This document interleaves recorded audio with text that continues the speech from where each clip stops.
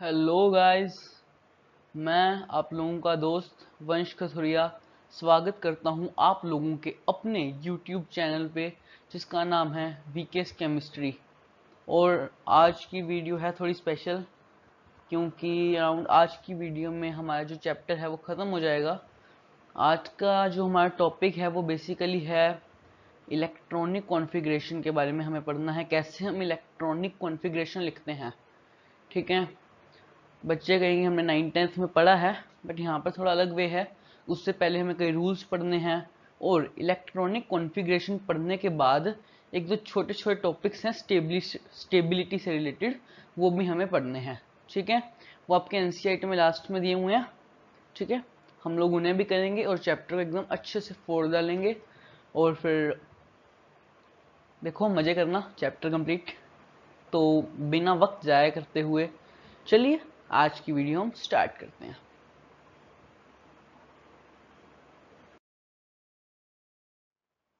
देखिए हमें आज क्या पढ़ना है। या मैंने कहा था आज हमें बेसिकली पढ़ना है इलेक्ट्रॉनिक कॉन्फ़िगरेशन ऑफ एटम। देखो इलेक्ट्रॉनिक कॉन्फ़िगरेशन, इलेक्ट्रॉनिक से आप समझो इलेक्ट्रॉन्स, मतलब आपको पता है किसी भी एक एटम के अंदर कैसे उसके अंदर इलेक्ट्रॉन्स पाए जाते हैं। यहाँ पर न्यूक्लियस, उसके बाद ऑर्बिट्स और ऑर्बिटल्स के अंदर इलेक्ट्रॉन्स आप लोगों को पता है कि पाए जाते हैं। उनकी अरेंजमेंट कैसे होती है, वो कैसे ऑर्बिटल्स के अंदर बटे हुए होते हैं, उस अरेंजमेंट को स्टडी करना, वो कैसे डिस्ट्रीब्यूटेड है उसे स्टडी करना है। वो जो डिस्ट्रीब्यूशन है उसको ही हम कहते हैं electronic configuration. Okay, so see here distribution of electrons in different orbitals of an atom is known as electronic configuration of an atom. Okay, easy peasy, good। आपको समझ आ गया होगा इलेक्ट्रॉनिक कॉन्फ़िगरेशन है क्या। अब इलेक्ट्रॉनिक कॉन्फ़िगरेशन में आपको direct लिखना सिखा सकता हूँ बट कैसे लिखना ये सब कुछ, उससे पहले हमें दो चार प्रिंसिपल्स से पढ़ने हैं। उसमें से उन प्रिंसिपल्स में से सबसे पहला नाम है हमारा ऑफ बो प्रिंसिपल। लिखा हुआ ना, ऑफ ऑफ बो प्रिंसिपल। ओके, नाम कैसा लगा बताना मुझे कमेंट करके। होप सो अच्छा ही लगा होगा, अच्छा नाम तो। चलो फिर देखते हैं ओप्पो प्रिंसिपल। देखो ओप्पो प्रिंसिपल बेसिकली क्या कहता है, जैसे मैंने आपको बताया था हमारी एक एस ऑर्बिटल, मतलब एस सब शेल फिर पी सब शेल, कैसे हम इनके अंदर इलेक्ट्रॉन्स भरते हैं। जैसे ये जो ऑर्बिटल्स होती हैं हमारे पास कई ऑर्बिटल्स हैं। ठीक है, एक ऑर्बिटल होती है हमारी 1s 2s। ठीक है, ऐसे ही हमारे पास कई ऑर्बिटल्स होती हैं। हम इन्हें कैसे, मतलब किस ऑर्डर में अरेंज करते हैं, कैसे इन्हें अरेंज करना है, उसके बारे में हमें ओप्पो प्रिंसिपल बताता है। आइए अब इसके बारे में थोड़ा डिटेल में पढ़ेंगे। ये 1s 2s देखकर ज़्यादा कई बार डर सा लगता है ना, तो फिर थोड़ा फिर ये 1s 2s मैंने आपको वहाँ पर वो जो हमने क्वांटम नंबर्स किए थे ना वहाँ पर, जिसमें एक प्रिंसिपल क्वांटम नंबर था n। ठीक है, अगर उसकी वैल्यू 1 हो तो l की वैल्यू किस कहाँ से लेकर कहाँ तक लाई करती है, 0 to n-1, यानी किसी वैल्यू अकेली 0 आ रही थी तो इसके पास एक ही सबशेल था जो था s, और s सबशेल में एक ही ऑर्बिटल होता है। वो मैग्नेटिक क्वांटम नंबर से फिर हमने ऑर्बिटल्स जो निकाले थे, जैसे p सबशेल के अंदर 3 ऑर्बिटल्स आए थे, याद होगा ना, जैसे हम वो करते थे -L2L, मतलब मैग्नेटिक क्वांटम नंबर जब हम निकालते थे -L2L, ये बन था -0 to 0 एक ही था, तो 1s हमारी एक ऑर्बिटल होगी। ऐसे ही अगर हम n2 रखते हैं तो l मतलब 1 आएगा, तो उसके पास समझ रहे हैं कि नहीं। तो फिर अगर n2 है तो हमारे पास सब शेल पी एस भी आएगा उसके अंदर और p भी आएगा। वो सब कैसे मैं आपको थोड़ा बताता हूँ, और इसको हम इनके एनर्जी के बेसिस पे फिल करते हैं। ठीक है, फिर मैं आपको दिखा देता हूँ वो प्रिंसिपल। मैंने बेसिक तो एक बार रुको, बड़ा सा लिखा हुआ दिख गया होगा। देखिए ये क्या कह रहा है, पहले इसको पढ़ लेते हैं, पढ़ना बहुत अच्छी बात होती है। The subshell with minimum energy is filled up first, okay, and then higher energy, and then higher energy. ठीक है, यहाँ पर इसमें कुछ और लिखा हुआ, और electrons are filled in orbitals in order of increasing energies. देखो मोटी मोटी बात ये क्या कह रहा है कि जो उनसे इलेक्ट्रॉन्स हैं वो फिल होते हैं सब शेल्स के अंदर पहले जैसे कई सबशेल्स होती हैं जैसे 1s 2s जो भी, सबसे पहले जिसकी एनर्जी कम होगी उसके अंदर भरेंगे, फिर एनर्जी ज्यादा उसके अंदर भरेंगे, ठीक है। ये एनर्जी के अकॉर्डिंग चलता है, कम एनर्जी पहले, ज्यादा एनर्जी बाद में, ठीक है। जैसे आपको याद होगा हाइड्रोजन स्पेक्ट्रम जब हमने किया था, उसके अंदर हम क्या करते थे, एक ग्राउंड स्टेट होती थी, एनर्जी निकलती थी, तो फिर वो वापस ग्राउंड स्टेट में आता था ना। जैसे हाइड्रोजन स्पेक्ट्रम के अंदर हमने सलाइन सी देखी थी, ठीक है, ये कोई हाइयर एनर्जी वाली है, यहाँ से एनर्जी निकलती तो ये ग्राउंड स्टेट में आ जाता था, ठीक है। यही बात है, मतलब पहले कम एनर्जी वाला भरेगा ऑर्बिटल और उसके बाद ज्यादा एनर्जी वाला।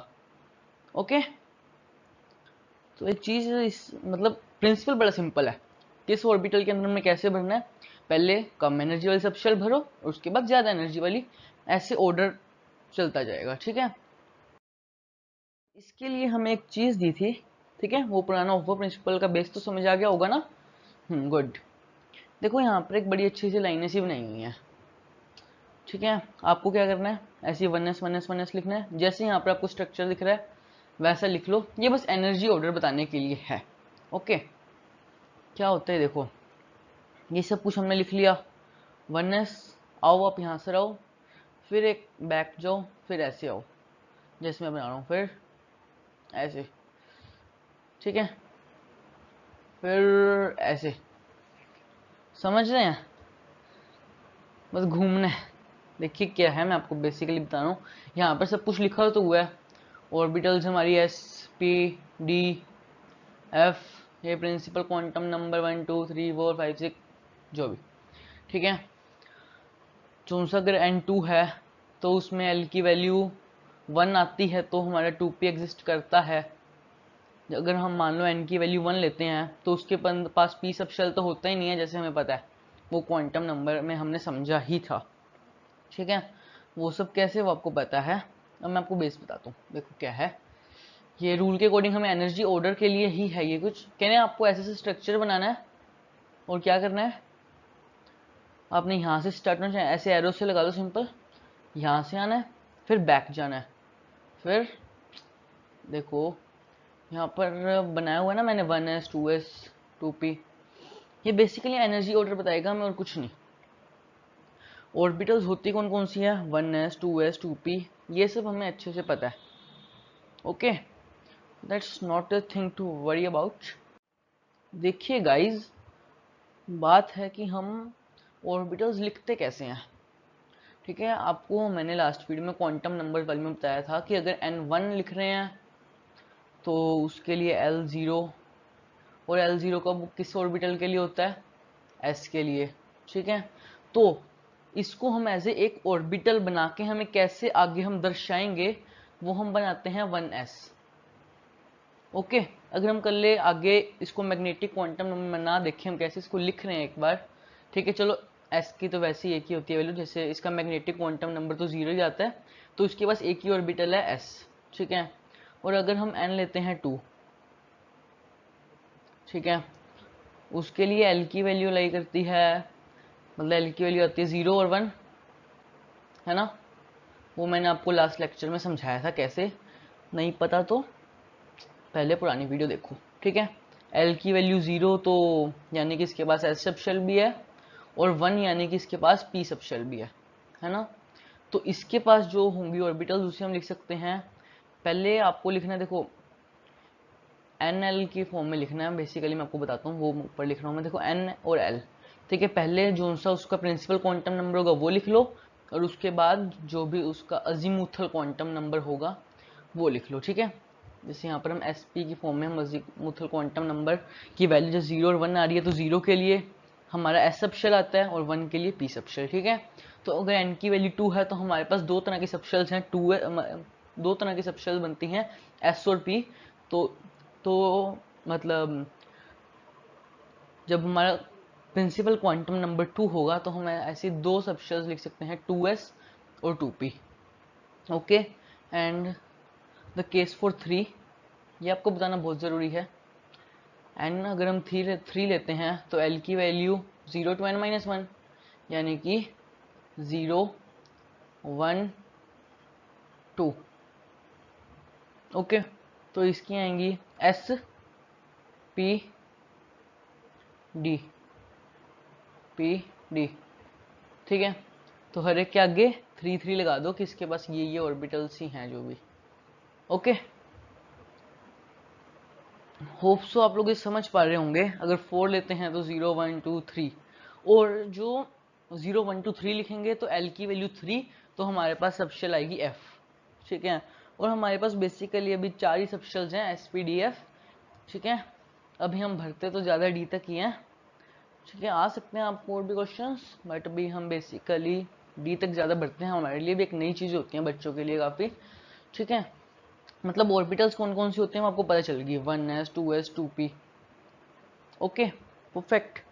अब ये जो 1s जैसे ये ऑर्बिटल है, इसके अंदर हमें इलेक्ट्रॉन्स भरने होते हैं। देखो देखो, जो सा p सबशेल है, मैंने आपको बताया था जैसे इसकी मैग्नेटिक क्वांटम नंबर की वैल्यू जैसे -L2L, तो इसकी 3 मैग्नेटिक क्वांटम नंबर्स की वैल्यू आई थी, तो ये आगे 3 ऑर्बिटल्स के अंदर स्प्लिट हुआ था, है ना, px py और pz, ठीक है। और मैंने आपको ये भी बताया था कि एक ऑर्बिटल के अंदर आते हैं इलेक्ट्रॉन्स 2, है ना। एक ऑर्बिटल के अंदर 2 इलेक्ट्रॉन्स आते हैं। तो मैंने अभी आपको बताया जैसे p सबशेल के अंदर आने हैं हमारे 3 ऑर्बिटल्स, तो p ऑर्बिटल के मतलब p सबशेल के अंदर मैक्सिमम 6 इलेक्ट्रॉन्स भर सकते हैं। जैसे कि यहाँ पर 2p लिखा हुआ है, यहाँ पर 3p लिखा हुआ है। तो ये जो सबशेल हमने बनाई है, इनका जो हमने नामकरण किया है 3p 2p, इसके अंदर हम 6 इलेक्ट्रॉन्स भर सकते हैं। और जो s वाली हैं जैसे 3s 1s 2s, इसके अंदर हम 2 इलेक्ट्रॉन भर सकते हैं। और वही d वाले के अंदर हम 10 इलेक्ट्रॉन्स, हाँ 10 इलेक्ट्रॉन्स भर सकते हैं। और f वाली के अंदर 14। वो कैसे भरते हैं वो मैं आपको बताऊंगा, ठीक है। मेनली ये बेस समझना था, ठीक है। कुछ आपको नोट करना है तो आप नोट कर लीजिए। Okay, so let's move on, ठीक है। आपको ये समझ आ गया ना? Great great great. मतलब ये ऑर्बिटल्स को हम कैसे लिखते हैं ये थोड़ा जानना जरूरी था, ठीक है। और गाइस, आपके लिए इस चैप्टर के अभी तक हमने जो भी किया है, जो भी आपको आगे स्लाइड्स दिखी हैं, इतना कुछ दिखा है जो हमने खुद लिखा है, वो सब आपको एज ए नोट्स की फॉर्म में, एक PDF की फॉर्म में मिलने वाला है, और जल्दी मिलेगा, ठीक है। मतलब इस वीडियो के बाद ही हम जल्दी, मतलब उस पर काम कंप्लीट हो जाएगा और हम जल्द से जल्द आपको प्रोवाइड कर देंगे। क्योंकि इतनी मेहनत तो हमने बेसिकली आप लोगों के लिए की है ताकि आपको वो नोट्स काम आए। वो नोट्स आपको क्विक क्विक रिवीजन में काम आएंगे, ओके। और बाकी आप खुद के नोट्स लिखिए हैंड से, वो तो होते ही बेस्ट हैं। और बाकी कुछ लोग थोड़ा क्लास के दौरान नहीं लिखते, तो उनके लिए नोट्स हैं। जैसा मैंने फर्स्ट क्लास थी ना तब कहा था कि चिंता मत कीजिए, मैं आपको इसके नोट्स प्रोवाइड करूंगा, तो वो बिल्कुल करूंगा, ठीक है। वादा था तो पूरा तो करूंगा यार। ओके, सो ऑर्बिटल्स हम कैसे लिखते हैं वो आपको समझ आ गया, ग्रेट। सो यहाँ पर 1s 2s 3s 4s 5s 6s 7s 2p 3p जो भी मैंने लिखा हुआ है, ठीक है। ऐसे आपको एक डायग्राम सा बनाना है, फिर आपको एक एरो से बनाना है। एरो यहाँ से स्टार्ट करना है, फिर इसको यहाँ लेके जाना है। दिख रहा है क्या? रुको मैं फिर बना देता हूँ। कौन से कलर से बनाऊँ? जिंदगी में कलर बहुत महत्व है ना, बड़ी महत्वता रखता है। चलो इस कलर से बनाते हैं, थोड़ा डार्क ब्लू से। देख लो यार, मेरे को थोड़ा समझ कम ही आता है कलर्स का। चलो कोई ना, ठीक है। 1s से स्टार्ट करो, ये डायग्राम सब बना लिया। फिर 1s से स्टार्ट करो, इसको घुमा के इधर ले जाओ, फिर इसको 2s पे ले आओ, ठीक है। फिर इसको घुमा के एकदम पीछे लेके जाओ, और जो लास्ट वाला है ना हमेशा उसके पास लेके जाना है, ठीक है। अब 3s वाले को यहाँ से छोड़ा आपने, ऐसे टेढ़ी लाइनें बनानी है, मोटी मोटी बात, ठीक है। फिर ऐसे, फिर ऐसे लंबी लाइन खींच देना, फिर 5 से निकलना, शू शू शू शू, फिर फिर बैक जाना। अब उसके बाद तो क्या करना है बच्चे समझ ही गए होंगे, है ना, ठीक है। ये जो मैंने लिखा है ना, ये लाइनें सी बनाई हैं, इन लाइनों के अकॉर्डिंग चलते जाओ। पहले इस लाइनों के अकॉर्डिंग ऐसे घूमते घूमते जाओ। इस लाइन पे पहले मैं 1s मिला, ओके। फिर घूमो घूमो घूमो घूमो घूमो घूमो, रुको किसी और कलर से घुमाते हैं। फिर हमें घूमते घूमते मिला 2s, ओके, फिर इसी लाइन पे फिर चलो, फिर घूमते घूमते घूमते घूमते हमें मिल गया 2p। ओके, इसको उठा लो, फिर घूमते घूमते 3s। ऐसे घूमते घूमते घूमते घूमते आपको जितने भी हमारे सबशेल्स ऑर्बिटल्स जो मिलेंगे, ठीक है, वही ऐसे उनका एनर्जी ऑर्डर है। जो पहले मिला उसकी एनर्जी कम, जो बाद में मिला उसकी एनर्जी ज्यादा, ठीक है। और यही हमने ऑर्डर उसी के अकॉर्डिंग यहाँ पर लिखा हुआ है, 1s 2s 2p 3s 3p 4s जो भी, ठीक है। ये देखिए सेम वैसी ऑर्डर है। एक सेकेंड, थोड़ा क्लियरली देख लेंगे ना। 1s घूमते घूमते आए फिर 2s पे, तो यहाँ 2s लिखा हुआ हमने, फिर घूमते घूमते 2p पे तो लिखा हुआ, फिर 3s, फिर 3p, ठीक है। कई बच्चे कहेंगे कि इसकी क्या नीड, पहले 1 वाले भर दो फिर 2 वाले, ठीक है। बट गाइस ऐसा कुछ जरूरी नहीं होता। देखो 1s 2s 2p 3s 3p, और 3p के बाद 4s आ रहा है, उसके बाद 3d है।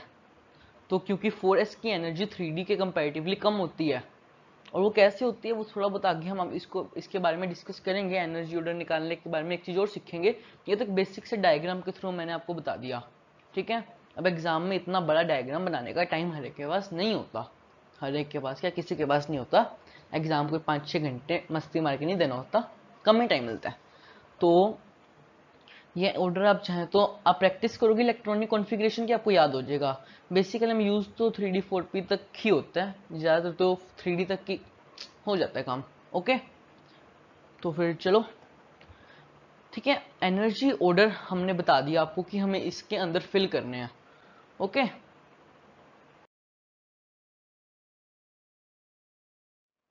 ठीक है, वो तो एक था जो भी मेथड, ठीक है। वो पेज तो मैंने अभी आपको देखो कैसे चिड़िया सा बना के उड़ा दिया, ठीक है।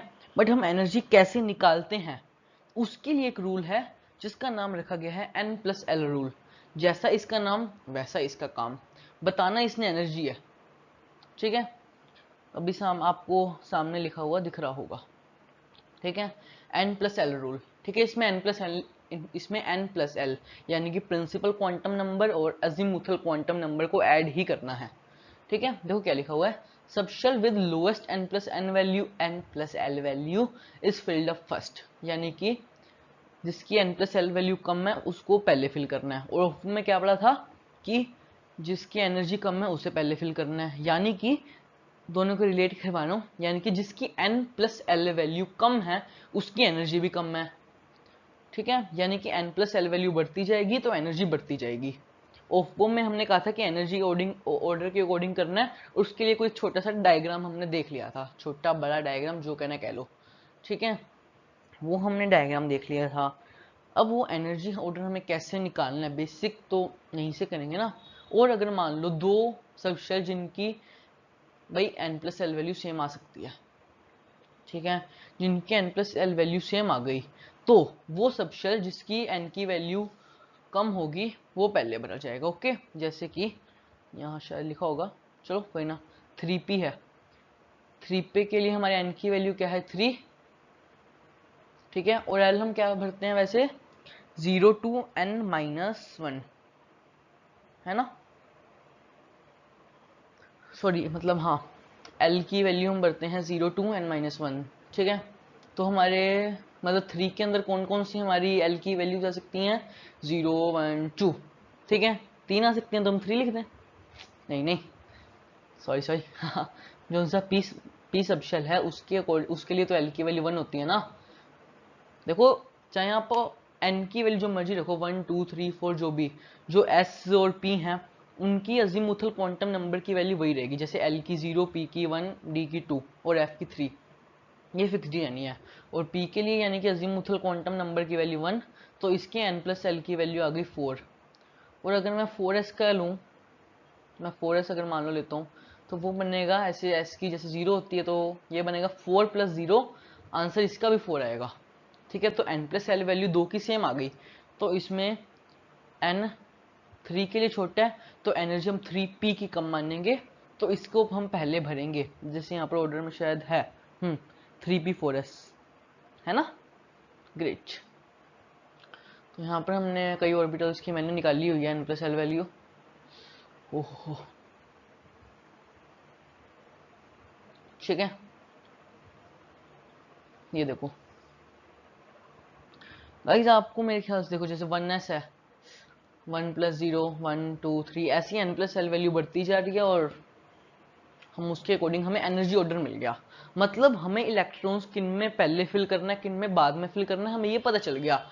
बट इसको रिप्रेजेंट कैसे करना है, कैसे फिल किया हुआ दिखाना है, ये तो बताओ। Let's have a KitKat break guys. Easy है, मैं आपको बताऊंगा, मैं हूं ना। ठीक है, तो मैं लेता हूँ एग्जाम्पल, सपोज करो लेता हूँ, चलो फेवरेट कार्बन का लेता हूँ। इसके ऊपर भाई ये मतलब एलिमेंट ना कमाल का है। देखो इसके ऊपर पूरी की पूरी ऑर्गेनिक केमिस्ट्री, हाय पूजूं इसको तो मैं, है ना। चलो कार्बन, देखो कार्बन का एटॉमिक नंबर होता है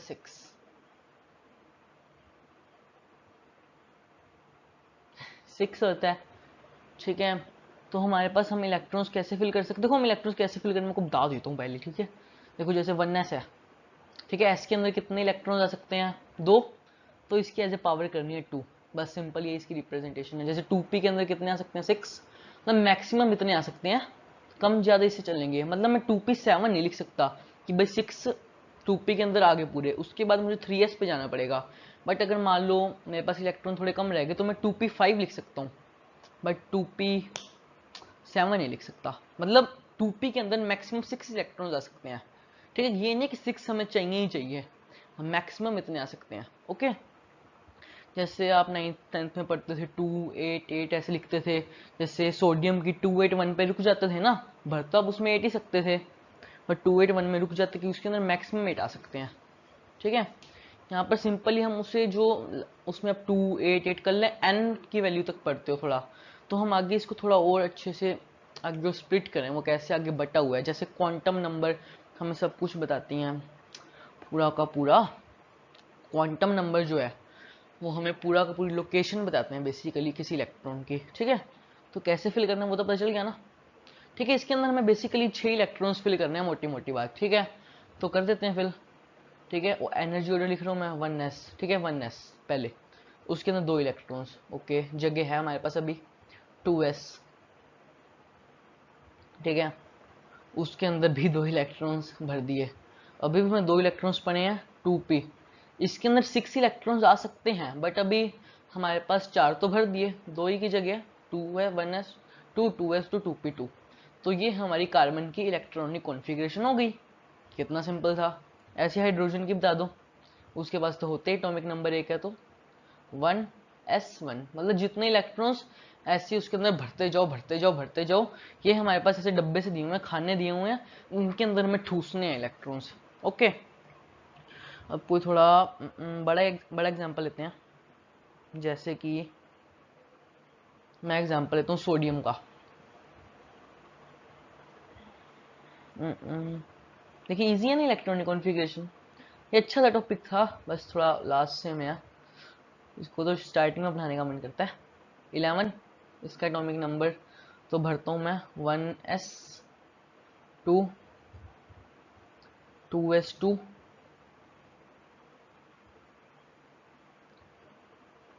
ओके, देन उसके बाद क्या है 2p6। देखो अब तक हमने 6 + 2 + 2 10 इलेक्ट्रॉन्स भर दिए, एक की जगह हो रहा है, तो 3s1। ठीक है, 3s के अंदर वैसे 2 आ सकते थे, अगर मान लो 13 इलेक्ट्रॉन्स होते जैसे एल्यूमिनियम, तो हमें 3s2 और 3p1 लिखना पड़ता। ओके, ये बेसिक इलेक्ट्रॉनिक दिया। अभी आगे थोड़ा बहुत और एटम्स मतलब सब्सटेंसेस की इलेक्ट्रॉनिक कॉन्फ़िगरेशन के बारे में भी मैंने बताना है, मौका दो मुझे बताने का, मैं बताऊंगा। ओके, तो अब आता है hunts rule of maximum multiplicity. ठीक है, नाम सुना होगा। ठीक है, ये क्या कहता है, जैसा नाम वैसा काम है इसका, तो बस ठीक है, ये बस ना थोड़ा बंटवाता है थोड़ा काम। जैसे आपको यहाँ पे टिक क्रॉस दिख रहा है ना, वही है भैया, मतलब ये सही है ये गलत है। ओके, ये गलत है, क्यों गलत है, क्या गलत है, मैं आपको बताऊंगा, मैं आपका भाई, बताने का मौका दो। हाँ? चलो दिखाता हूँ।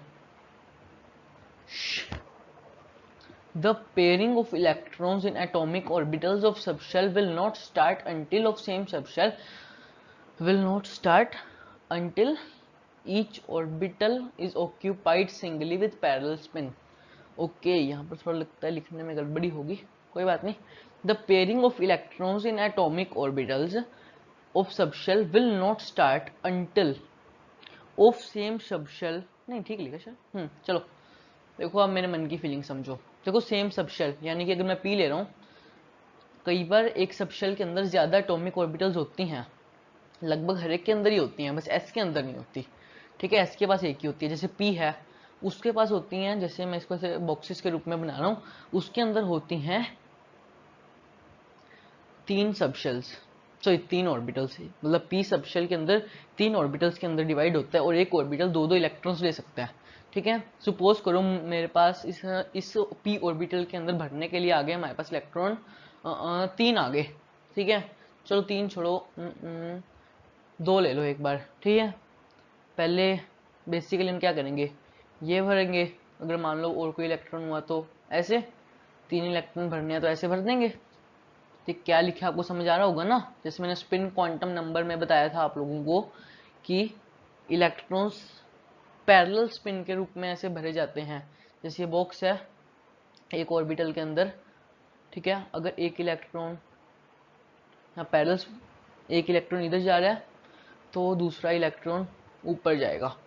मतलब किसी भी एक ऑर्बिटल के अंदर जो से इलेक्ट्रॉन्स जो होते हैं घूमते हैं वो पैरेलल स्पिन होती है. मतलब दोनों एक ही डायरेक्शन में नहीं घूमते, दोनों के दोनों अलग अलग डायरेक्शंस में घूमते हैं. ये मेरे ख्याल से मैंने आप लोगों को स्पिन क्वांटम नंबर में बताया था. ठीक है, वही चीज़ है सिंपल सी. ठीक है, एक ऑर्बिटल के अंदर 2 इलेक्ट्रॉन्स होते हैं और दोनों की स्पिन अलग अलग होती है. वो हम रिप्रेजेंट ऐसे बॉक्सेस बना के करते हैं, उसके अंदर एरो से बनाते हैं. जैसे एक एरो बनाया यानी कि इसके अंदर एक इलेक्ट्रॉन है एक बॉक्स के अंदर. ठीक है, वो हम ऐसे रिप्रेजेंटेशन करते हैं. ओके, तो मैंने यहाँ पर कुछ बनाया हुआ है. ठीक है, जो मैंने आपको बताया. ठीक है, यहाँ पर देखो लिखा हुआ है हमें मान लो 1s 2s 2p. ठीक है, ये देखो ये केस इसके अंदर इलेक्ट्रॉन्स हैं 1 2 4 7 इलेक्ट्रॉन्स सपोज करो हमें दिए हुए हैं 7. यानी कि हमें नाइट्रोजन की लिखनी है इलेक्ट्रॉनिक कॉन्फ़िगरेशन. चलो लिख लेते हैं 1s2 7 भरने हैं, नाइट्रोजन की लिखनी है, लिख रहा हूँ मैं 1s2 2s2 और 2p3. ठीक है, 2p3 दिख रहा है ना वहाँ पे, थोड़ा पर डार्कनेस आ गई ना वहाँ पे. ठीक है, यहाँ पर सपोज करो मैं ऐसा बॉक्सेस से बना रहा हूँ भाई भरने के लिए. मैंने एक एस का अलग बना दिया. ठीक है, 2s का बना दिया एक बॉक्स. और जो हम सेम सबशेल के अंदर 3 ऑर्बिटल्स दिखाते हैं ना, वो एक ही डब्बा ले लेते हैं हम बेसिकली और बीच में लाइनें सी बना देते हैं. ओके,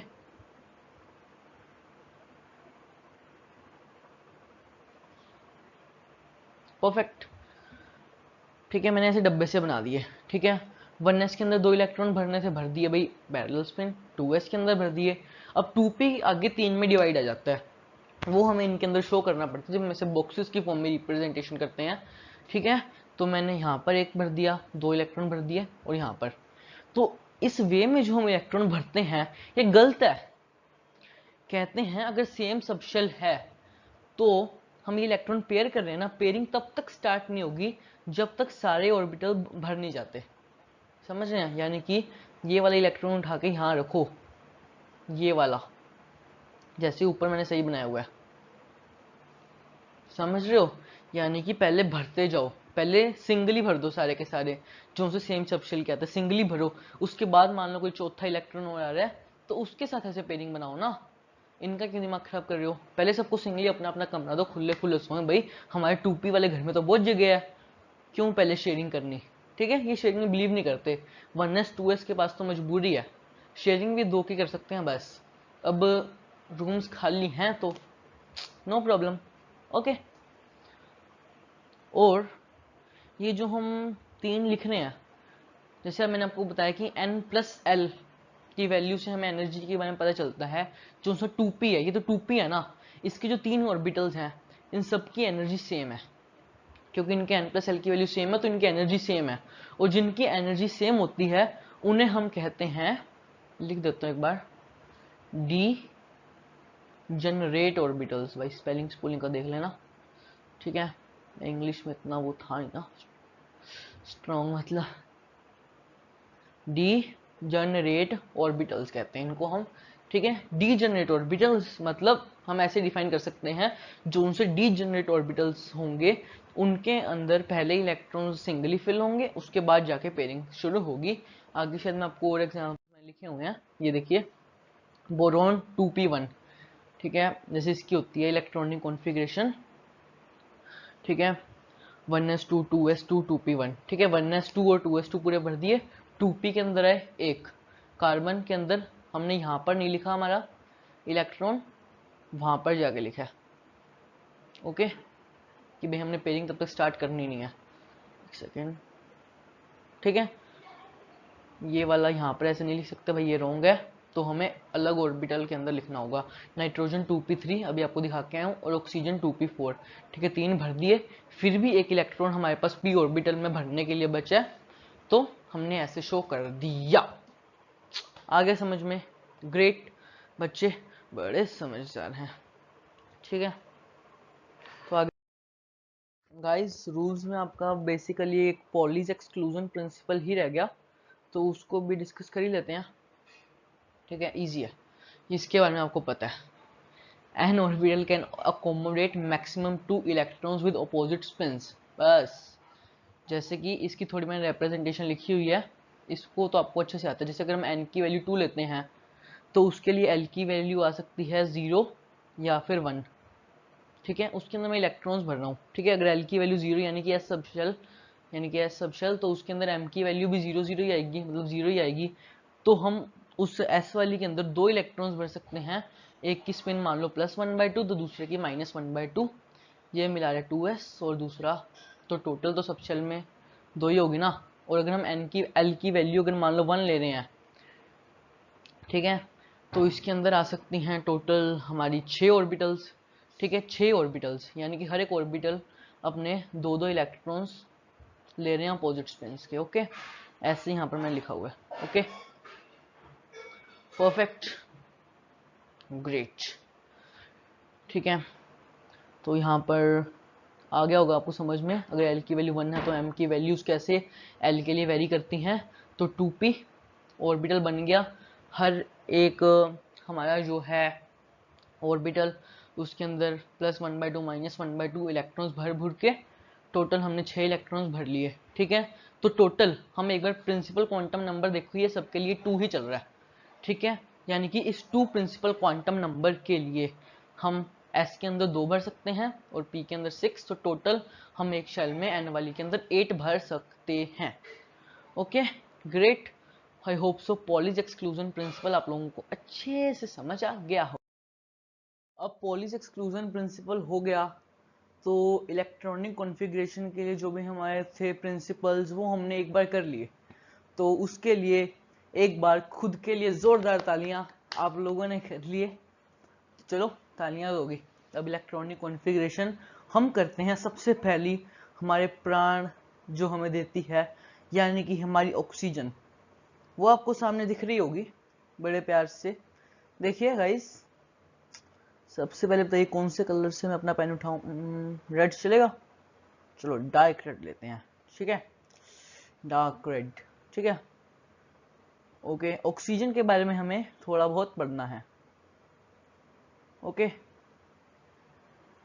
यानी कि जिसको हम कहते हैं प्यार से O2, यानी कि 2 ऑक्सीजन के एटम्स मिलके एक ऑक्सीजन गैस का एक मॉलिक्यूल बनाती हैं। चलो वो ठीक है, हम एक बार एक ऑक्सीजन ले रहे हैं जिसके अंदर होते हैं इलेक्ट्रॉन 8। मैंने आपको कैसे सिखाया कि भाई जो भी एनर्जी होता है ऑर्बिटल्स का वो लिखते जाओ और उसके अंदर इलेक्ट्रॉन्स भरते जाओ, वेरी सिंपल। यानी कि हम इसी कैसे लिखेंगे, गाइस गाइस गाइस, मैं कहाँ लिखूँ, यहाँ लिखता हूँ अपने इस बड़े वाले O2 के ऊपर, ओके। तो 1s हमारे पास एक होता है ऑर्बिटल, इसके अंदर 2 भर सकते हैं, तो चढ़ा दो इसकी पावर 2, ओके। देन 2s, इसके ऊपर 2 आ सकते हैं। Then we have our 2p, ठीक है, इसके अंदर 6 आ सकते हैं, बट हमें भरने टोटल 8 हैं, तो और 4 भर चुके हैं, तो इसके ऊपर 4 ही आ सकते हैं, 2p4, और उसको बॉक्सेस की फॉर्म में मैंने यहाँ रिप्रेजेंट किया ही हुआ है। इससे आप थोड़ा अपना पॉलीज एक्सक्लूजन प्रिंसिपल भी लाइक थोड़ा देख ही लोगे ना, और भी जो भी प्रिंसिपल्स हैं। पॉलीज एक्सक्लूजन प्रिंसिपल क्या था कि भाई किसी भी ऑर्बिटल के अंदर N orbital can accommodate of 2 electrons with opposite spin, है ना। तो गाइस ये हो गया, ठीक है। 1s के अंदर हमने 2 इलेक्ट्रॉन्स भर दिए, 2s के अंदर 2, और 2p के अंदर पहले हमने पेयरिंग तो बाद में स्टार्ट की, वो भी आपको पीछे रूल्स में मैंने बताया था। और देखो हर ऑर्बिटल के अंदर अभी 2 इलेक्ट्रॉन हैं, पहले 3 भर दिए, चौथा था तो उसको हमने इसके साथ लाइक पेयरिंग भी कर ली इसके साथ। ओके, तो सिंपल ही देखो इलेक्ट्रॉनिक कॉन्फ़िगरेशन लिखना, आई थिंक सो वेरी इजी। अब आगे चलते हैं। इलेक्ट्रॉनिक कॉन्फ़िगरेशन कुछ एटम्स के बारे में, कुछ एटम्स की मैं आपको बताना चाह रहा हूं। देखिए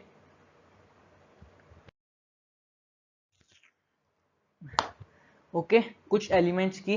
यहाँ पर सबसे पहला एलिमेंट दिया हुआ है कार्बन, उसका एटॉमिक नंबर जैसे आप सबको पता है। कलर कौन सा लें हम लिखने के लिए? ब्लू लेते हैं, डार्क ब्लू। जिंदगी में कलर का बहुत महत्व होता है ना। ठीक है, उसका एटॉमिक नंबर होता है 6। ठीक है, तो उसकी कैसे लिखेंगे? 1s, उसके ऊपर एक सेकेंड, उसके ऊपर 2 चढ़ा दो, सेम हियर फॉर 2s। ठीक है, उसके ऊपर भी 2 चढ़ा दो और 2 इलेक्ट्रॉन्स के अंदर डाल दो, और 2p के अंदर भी। ओके, देखिए इसी वजह से हमने बाकी सारी लिखी हुई हैं। कार्बन नाइट्रोजन के अंदर भाई टोटल 7 होते हैं, तो 2p के अंदर 3, ऑक्सीजन के अंदर 4, फ्लोरीन के अंदर 5। ओके, तो ये तो देखिए बच्चों इजी है, इजी पीजी, ये तो बच्चे लाइक ऐसे ही कर लेंगे जहाँ तक मुझे लगता है। ओके, तो फिर मैं आता हूँ, जैसे अभी तक हमने मेनली मैं 2p6 नियॉन तक हमारा 2p6 खत्म हो जाता है। ठीक है, तो उसके बाद 2p के बाद हमारा कौन सा ऑर्बिटल था? 3s। तो हमने सोडियम और जो सा हमारा मैग्नीशियम है उसके अंदर हम उसके लिए हम 3s में इंक्लूड करते हैं। जैसे सोडियम के अंदर 11, 2p6 के अंदर तक 10 खत्म हो गए इलेक्ट्रॉन्स, मतलब 2p6 ऑर्बिटल तक हमने 10 इलेक्ट्रॉन भर दिए, तो 3s के पास एक और डाल दिया। ऐसे हम एनर्जी ऑर्डर के अकॉर्डिंग भरते जाते हैं। जैसे एल्यूमिनियम है, उसके अंदर हम ऐसे 1s 2s 2s सब कुछ लिख देते हैं। फिर जब हम थर्ड क्वांटम नंबर तक पहुंचते हैं, थर्ड प्रिंसिपल क्वांटम नंबर जब 3s2, तो 12 इलेक्ट्रॉन यहाँ तक भरीज गए, देन 3p1। ओके, ऐसे हमें ऑर्डर के अकॉर्डिंग चलना है। ठीक है, आप ये सभी आपको जो लिस्ट दिख रही है ये एक बार नोट कर लीजिए, स्क्रीनशॉट ले लीजिए, और भी आप इनको देख के समझ पा रहे होंगे। ओके, ठीक है, कैसे इलेक्ट्रॉनिक कॉन्फ़िगरेशन लिखनी है, बेसिकली हमें बस वो ऑर्डर याद करना है, बाकी एसपीडी में कितने भरते हैं वो तो हमें पता है। ओके, सो देखिए मैं आपको एक बात बताता हूँ। जैसे हम बात करते हैं हीलियम, है ना। हीलियम की क्या होती है इलेक्ट्रॉनिक कॉन्फ़िगरेशन? 1s2। तो जो सा n है, अगर हम n1 ले रहे हैं इस केस में, जैसे हीलियम की 1s2 होती है, अगर n1 है, n1 ही अपने आप में एक पूरा प्रिंसिपल, मतलब है ही एक प्रिंसिपल क्वांटम नंबर हमारा n1। n1 के लिए 1s2 बस, n1 1p2 ऐसा 1p6 ऐसा कुछ तो एग्जिस्ट वैसे ही नहीं करता, जैसा कि हमें पता होगा। तो 1 के लिए सिर्फ s है, यानी कि 1 नंबर के प्रिंसिपल क्वांटम नंबर के लिए हम 2 इलेक्ट्रॉन्स ही भर सकते हैं। ठीक है, यानी कि इसमें 1 एक हो गया हमारा मेन ऑर्बिट। जैसे अगर हम मान लो आएंगे प्रिंसिपल क्वांटम नंबर, अगर हम 2 लेंगे तो हम 2s2 और 2p6 लिख सकते हैं, यानी कि हम सेकंड प्रिंसिपल क्वांटम नंबर के अंदर हम टोटल ऑफ 8 इलेक्ट्रॉन्स भर सकते हैं। ऐसे ही हम 3 और 4 के लिए ऐसे एक्सीड करेंगे। ठीक है, वो तो देखिए इजी पीजी। ठीक है, जैसे हीलियम के अंदर हमने 1s2 लिखा है, तो इसका मतलब जो सा फर्स्ट क्वांटम नंबर है इसके लिए इसकी इलेक्ट्रॉनिक कॉन्फ़िगरेशन पूरी होगी। ठीक है, यानी कि प्रिंसिपल क्वांटम नंबर जो 1 वाला था, जैसे वो भरीज गया पूरा। जैसे हम नोबल गैस है, वैसे आपको पता है हीलियम, वही इनका नोबल कहते हैं, क्योंकि इनके जो इलेक्ट्रॉनिक कॉन्फ़िगरेशन होती है, जैसे हम 9th में पढ़ते थे कि ऑक्टेट कंप्लीट होना, यानी कि वो स्टेबल, और हीलियम का ड्यूप्लेट होता था, वही सेम केस है। ठीक है, यानी कि 1s2, इसके अंदर 2 इलेक्ट्रॉन, यानी कि हीलियम अपनी तरफ से स्टेबल, और उसके बाद हमारा आता था नेक्स्ट जो सा नोबल गैस थी वो आती थी हमारी नियोन, ठीक है, जिसको हम लिखते थे 1s2 2s2 2p6। आप उस टाइम पे लिखते थे इसको 2 8, इस हिसाब से अब इसकी इलेक्ट्रॉनिक कॉन्फ़िगरेशन लिखते थे ना उस टाइम पे 9 10th में, अब ऐसे नहीं लिखनी, ठीक है। 2 जो यहाँ पर हम लिखते थे इलेक्ट्रॉन वो हो गए, हम बेसिकली ऑर्बिट के लिखते थे ना, ज़्यादा स्पेसिफिक अभी हम नहीं करते थे, उस टाइम पे नहीं बताया जाता। तो 1 के लिए ये फिल और ऑक्टेट कंप्लीट, यानी कि सेकंड जो सा था हमारा प्रिंसिपल क्वांटम नंबर उसके अंदर 8 आ सकते हैं पूरे, तो ये कंप्लीट, ठीक है। यानी कि जितने भी हम, अगर मान लो हमने सेकंड क्वांटम नंबर पे हम आ गए, वो हमने शुरू कर दिया सेकंड क्वांटम नंबर पर आना, ठीक है, समझ रहे हैं कि नहीं बच्चे आप। अगर हमने सेकंड क्वांटम नंबर वाली जगह पर हम चढ़ गए, जैसे 1s2 हमने भर दिया, फिर हम उसके बाद 2s पर आ गए, तो जो सा सेकंड प्रिंसिपल क्वांटम नंबर है उसके अंदर हम जितने इलेक्ट्रॉन, जो हम बेसिकली 8 भर सकते हैं, वहां तक अगर हम पूरे भर दें तो वो भी नोबल है, ठीक है। तो यही केस है, जैसे इसी से हमें हमारे नोबल गैसेस मिलते हैं, वो हैं हमारे हीलियम, नियॉन, है ना, हीलियम, नियॉन, आर्गन। यहाँ आर्गन के बारे में लिखा हुआ है, इसके पास होते हैं 18 इलेक्ट्रॉन्स, तो ये होता है 1s2 2s2 2p6 3s2 3p6, है ना, ठीक है। ये भी हमारा एक तरह का नोबल गैस है। नोबल गैस हम बेसिकली उसे कहते हैं, जो मैं बोल रहा था अभी, उसका ऑक्टेट कंप्लीट हो, ठीक है। देखो वैसे 3 जो सा है हमारे पास होता 3D भी है, जैसे आप लोगों को पता है 3 के लिए कहाँ से वैल्यू लाई करती है 0 to n-1, L की वैल्यू 0 to 2, तो उसके पास D भी है, ये बात नहीं है। बट जो सा 3 वाला है प्रिंसिपल क्वांटम नंबर, उसके लिए उसका ऑक्टेट कंप्लीट है, तो हमारा आर्गन भी एक नोबल गैस है, ठीक है। ये तो आपको पता है कि नोबल गैस की हमें लास्ट का ऑक्टेट कंप्लीट हो, यानी कि उस प्रिंसिपल क्वांटम ने उस प्रिंसिपल क्वांटम नंबर में मोटे मोटे 8 इलेक्ट्रॉन्स हों, वो 2 तक तो सारे वैसे पूरे आ जाते हैं, तो मैं 2 तक ज़्यादा वो बोल रहा था। तो जैसे आर्गन है उसके ऑक्टेट कंप्लीट है, यानी कि थर्ड प्रिंसिपल क्वांटम नंबर में उसके पास 8 इलेक्ट्रॉन्स हैं। ये तो नोबल गैसेस हो गए, इनकी पहचान आपको भली भांति है, ठीक है। तो ये इलेक्ट्रॉनिक कॉन्फ़िगरेशन लिखने में थोड़ा सहायक होते हैं, ये जैसे यहाँ पर आपको लिखी हुई दिख भी नहीं होंगी, ठीक है। ये क्लोरीन से लेकर कैल्शियम तक थोड़ी नहीं दिख रही होगी भाई, मेरी शक्ल दिख रही होगी, है ना। तो ओके, तो यहाँ से दिख रहा है ना, देखो हीलियम, यहाँ पर जब ब्रैकेट लगा के नोबल गैस लिख देते हैं, इसका मतलब ये होता है कि यहाँ तक जो सा नोबल गैस है इसकी इलेक्ट्रॉनिक कॉन्फ़िगरेशन लिख दो, यानी कि हीलियम की क्या होती है 1s2, है ना, 1s2 2s2 2p2, तो हीलियम की तो चलो वैसे ही 1s2 होती है, ये बड़े नंबर्स में सहायक होता है। जैसे अगर हम सोडियम की लिखनी है हमें, तो यहाँ तक हमारे पास एक नियोन आ जाता है, एक नोबल गैस, तो नोबल गैस को एज ए ब्रैकेट में लिख दो, यानी कि नोबल गैस की इलेक्ट्रॉनिक कॉन्फ़िगरेशन आ गई, और उसके बाद हम 3s1 अपना लिख देते हैं। सेम फॉर आगे हम आर्गन के लिए, जैसे हम पोटेशियम है इसकी 19 होती है ना, तो 3p6 तक तो 3p6 तक तो इसकी आर्गन की इलेक्ट्रॉनिक कॉन्फ़िगरेशन है। ये सब बेसिकली नोबल गैसेस के लिए करते हैं, तो आर्गन का सिंबल लिख के ऐसे ब्रैकेट में, और उसके बाद जो भी 4s1 लिख दो, ओके। आगे समझ इजी है ना, ये बस उसको थोड़ा शॉर्ट फॉर्म में लिखने के लिए सहायक होता है, बाकी आप इसका स्क्रीनशॉट ले लीजिए, ठीक है। ये सब आप आगे लिख ही लेंगे क्लोरीन के बाद, ठीक है। तो गाइस मैं एक बार आगे जा रहा हूँ अगली स्लाइड में। ओह गाइस, इलेक्ट्रॉनिक कॉन्फ़िगरेशन में भी एक्सेप्शन आ गई है, तो भाई रेडी रहिए, ठीक है। कॉपर और क्रोमियम कह रहे हैं हमें अपने में मत लीजिए, हम अलग हैं, तो भाई इलेक्ट्रॉनिक कॉन्फ़िगरेशन के अंदर भी एक्सेप्शन नाम की चीज़ है। केमिस्ट्री है तो भाई एक्सेप्शन करनी पड़ेगी, ये आपकी मजबूरी है। चाहे देखो एक्सेप्शन है, हमें थोड़ा इंटरेस्ट भी है ना, थोड़ा पढ़ने में मज़ा आता है, तो चलो कोई ना, ठीक है। ये हैं कॉपर और क्रोमियम की इलेक्ट्रॉनिक कॉन्फ़िगरेशन की एक्सेप्शंस। तो क्या है एक्सेप्शन, देखो इजी है। आप क्रोमियम की इलेक्ट्रॉनिक कॉन्फ़िगरेशन क्या सोचोगे, क्रोमियम का एटॉमिक नंबर क्या होता है बताना, 24, ओके वेरी गुड। तो पहले मैं आर्गन तक की लिख देता हूँ, आर्गन तक 18 इलेक्ट्रॉन तो हमारे ऐसे भरीज गए ना, ठीक है, इसलिए थोड़ी ये वाला वे लिखने में सहायक। उसके बाद आता है हमारा ऑर्बिट 3s, तो हम 3s2 भर दिया, 18 प्लस 2 20 इलेक्ट्रॉन भर दिए।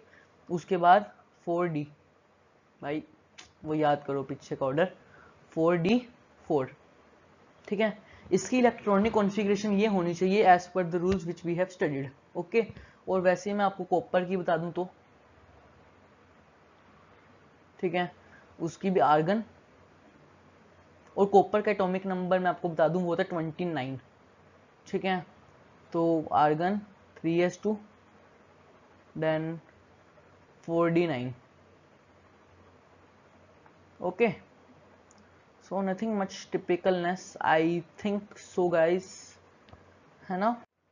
ठीक है गाइस, तो ये तो मुझे कुछ खास मुश्किल वैसे नहीं लग रहा कि इजी है, बट ये एक्सेप्शनल है, इनकी कुछ एक्सेप्शंस हैं, तो ये तो नहीं होगी इनकी इलेक्ट्रॉनिक तो ये तो नहीं होगी इनकी इलेक्ट्रॉनिक कॉन्फ़िगरेशन, तो हमें कुछ और होगी, देखते हैं क्या होगी। ठीक है, देखो यहाँ पर क्रोमियम की जो मैंने लिखी थी इलेक्ट्रॉनिक कॉन्फ़िगरेशन 1s2 ये 3p6 तक तो आर्गन की होगी, और उसके बाद 4s2 3d4 है भाई यहाँ पर, ठीक है, मैंने ये लिखी हुई थी। और सेम फॉर कॉपर जो मैं पीछे भी लिख के आया हूँ, इनके आगे मारा हुआ कांटा, मतलब ये नहीं होती गाइस, नहीं होती, होती नहीं। मैं क्या करूं, मेरा कोई कसूर है, ऑब्जर्व है सारा कुछ यार। देखो मैं आपको बताता हूँ, अभी हम आगे सिमिट्री ऑफ ऑर्बिटल्स पढ़ेंगे। लास्ट के मैंने कहा था जो दो छोटे छोटे टॉपिक्स हैं उसमें एक सिमिट्री ऑफ ऑर्बिटल्स आएगा, ठीक है। उसमें क्या मैं आपको बताता हूँ, ये देखो सिमिट्री ऑफ ऑर्बिटल्स के अंदर जैसे हम जो सा p होता है उसके अंदर हम 6 इलेक्ट्रॉन्स भर सकते हैं, ठीक है। 6 इलेक्ट्रॉन्स भर दिए यानी कि ऑक्टेट कंप्लीट स्टेबल। ये अगर हम मान लो पेयरिंग ना करें तो टोटल हम 3 इलेक्ट्रॉन भर पाएंगे पूरे के पूरे p सब शेल के अंदर, है ना। तो अगर हम विदाउट पेयरिंग मतलब ओनली 3 इलेक्ट्रॉन्स होंगी यानी कि उसका हाफ, तो वहाँ भी वो स्टेबल होगा, ठीक है। और डी के अंदर अगर मान लो 10 में तो स्टेबल होगा, अगर 5 होंगे इलेक्ट्रॉन्स उसके अंदर भरे हुए तो भी वो ज़्यादा स्टेबल होगा एज कम्पेयर टू अगर मान लो डी के अंदर मान लो 4 हुए तो वो थोड़ा कम स्टेबल होगा, 5 हो तो थोड़ा ज़्यादा स्टेबल। ऐसे अगर डी के अंदर 9 इलेक्ट्रॉन्स हो तो वो थोड़ा कम स्टेबल, और 10 हो तो थोड़ा ज़्यादा स्टेबल। ये सिमिट्री है ऑर्बिटल्स की, ठीक है। ये थोड़ा सिमिट्रिकल सा लगता है ना, उसका हाफ हो गया थोड़ी, तो यही बात है कि ये सिमिट्री स्टेबिलिटी को लीड करती है, ठीक है। आगे वाले टॉपिक में थोड़ा सा बता दिया, ठीक है। और यही सेम के साथ है क्रोमियम और कॉपर के केस में। देखो अपना क्या था 4s2, यहाँ पे एक सेकंड में लिख देता हूँ, 4s2 एंड 3d4, या फिर कॉपर के लिए सॉरी क्रोमियम के लिए ये था, ठीक है। मैंने आपको बताया 3D के पास अगर 5 हो तो वो ज़्यादा खुश है, तो क्या होगा 4s2 जो है ना, 2 के पास 2 इलेक्ट्रॉन है, वो क्या करेगा 2 वाला एक इलेक्ट्रॉन दान दे देगा, कहेगा कि भाई मेरे पास एक बहुत है, क्योंकि बात वही आ जाती है जो उनसे एस है उस वो भी या तो एक रखेगा या 2 रखेगा, उसको ज़्यादा फर्क चलो पड़ता नहीं क्योंकि वो रख ही दो सकता है, ठीक है।